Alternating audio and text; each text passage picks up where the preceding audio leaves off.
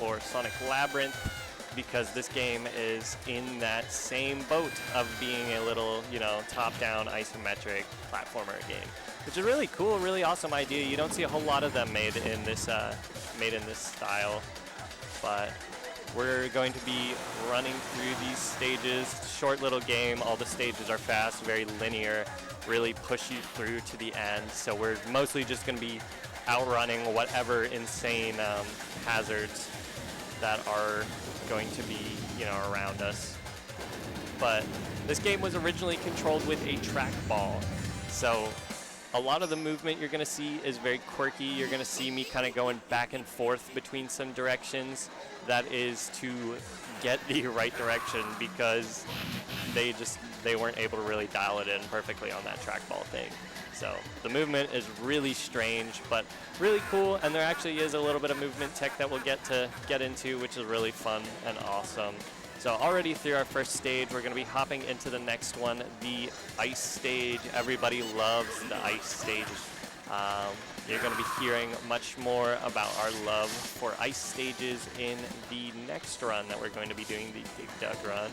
So that will be a lot of fun. Little spoiler there for you, but we're going to be taking our first intentional death there. So we need to be managing our health in this game. We need to make sure that we only die one time for one skip and no other times. So that is going to be the first little bit of damage we take. Running around these spikes, that is a super hard one. The gaps there are only as big as Ray is, so we're going to have to be very careful. Bouncing off the spear there, I wasn't quite lined up to get around it, unfortunately, but I will be getting past everything else, so we are looking real cool, but if you get it, because we're in the ice level. But yeah, so we're gonna be just really flying through here. And for those wondering about our character selection choice, there's Ray, there's Mighty, and there is, of course, Sonic in this game as your three characters. You can actually play cooperatively with a 3-player co-op if you would like to use all three. Out of the three of them, Ray saves 1 frame in the whole entire game, but otherwise the characters are identical. So you could say that I am choosing the optimal choice for that 1 frame that I will save in that one cutscene. So, but otherwise, completely identical in movement. A lot of runners don't like to play Ray because he's very cartoony in the way he moves. And so if you learn Sonic, you learn Mighty. Just like in Chaotix, he is a recolor of Sonic and very, very, very similar looking. So people who play Sonic can also play Mighty without a lot of problem. But Ray gives pretty different visual cues. So those runners of Ray tend to be people who start with him very early on in their SegaSonic career and stick with him. And that would be me as well. I have a very soft spot for this guy. Really, really just love this little guy. He's really funny. So this also is the first Sonic game that had any voice acting. I'm sure you've been hearing him. He's maybe a little shrill to some. Got a kind of funny voice actor. But yeah, all 3 of them are voice acted. And Eggman too, so I guess all 4 of the main characters there. Obviously we haven't really seen a ton of enemies or anything. A couple enemies here and there, but for the most part it's just, you know, machines. But yeah, and those who have been watching may have also noticed that this is another one of those Sonic games that has alliteration in all of the level letters. So we are on Trap Tower. I believe the final level does break that gimmick, being called Eggman Tower. I'm going to have to take some damage here because I did not get lined up for a skip in this level, which is alright. But we are going to have to find a spot to take some damage, and I guess that will be it right there. So getting squashed will actually help us out in the long run. Now this ladder is really cool because for a while it was a really hard section where you had to go around these bombs. So how are we going to tackle it? We're just going to climb right through them. If you go over to the right side, you can go right up through them. Super awesome, saves us tons of time, really funny little strategy there. So we can say goodbye to all of the easy levels in this run because from here on out it is going to be very difficult. So our next level has the only boss fight in the game, which is kind of odd, right? Right in the middle of the game, you know, not the final level, just right here, landslide limbo, but it's where it is. So we're gonna have this boss fight. There is a very precise trick for skipping the boss that I'm going to be going for, but first I am going to be going, oops, I guess I'm not going to be going for a skip here because I died a little too early to skip these vines, but there is a skip you can do dying there to save some time. Unfortunately did not hit it. That's kind of a funny blunder on my behalf, but whatever. So shout outs to the top route of this level. Anybody who goes that bottom way is a little bit crazy. I don't know why you would, but yeah, shout out to that top one right there for just lining us up perfectly how we need to be lined up. Luckily, let's see if I can hit this boss, huh?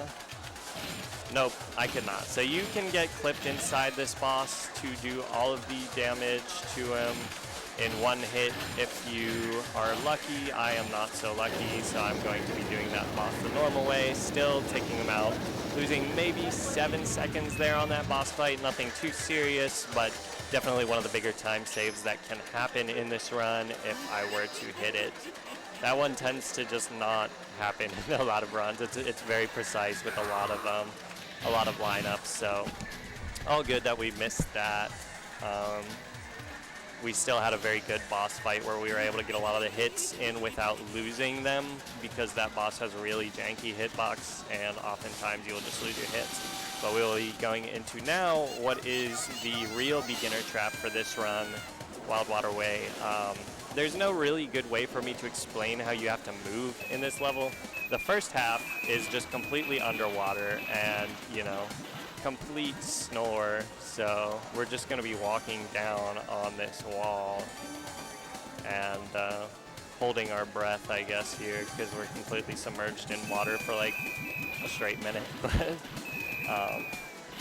yeah, we will be just walking down here. I don't know if you had anything you wanted to add while I've just got downtime, but yeah, we're just nothing really.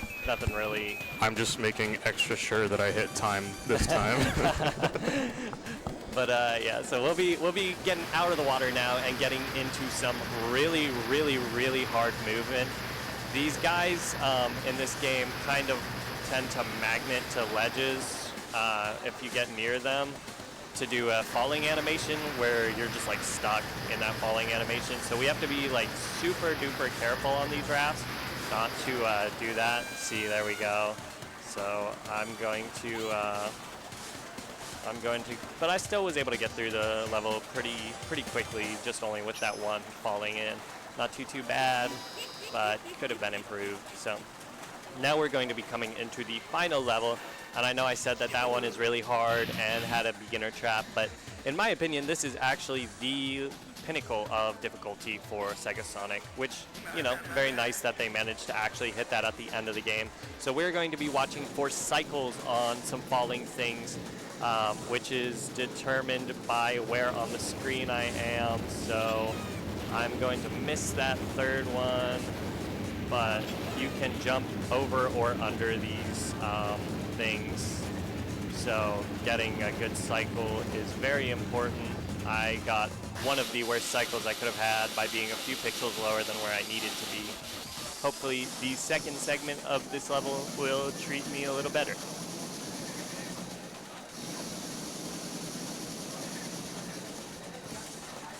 So we're going to try to line up on the middle brick there.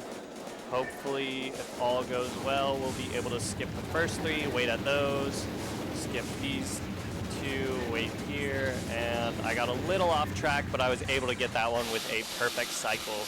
which is really cool. I always think it looks really, really just fluid when you're able to just go straight through all of those like that, so I always like that. And we are going to be coming up on the final descent of the game, so we'll see a 20-second counter. If all goes well, I should be exiting a door at around the 3-second. Oh, and we even got the visual glitch on fire. Let's see if we can get both. Nope. But we got one of them, and that's really interesting, I think. But yeah, so we'll be on this final descent, probably around the 3-second mark on the timer. I should be exiting a door, and that will be time for the game. So once you see me walk out a door and the screen will flash to black, that will be the end of the game. So just going to be running around. I hope you guys have enjoyed this romp on this little arcade title. Real awesome underground classic, and that's time. Oh yeah, that was SegaSonic the Hedgehog. 11:27. Woohoo! Not bad. Cool. Yep. Anything else you would like to say? I just want to say that was a pretty cool Sonic block we had there with Nun's runs and with my runs. So I'm glad that we got to show off so much of the Sonic series, especially the older Sonic games.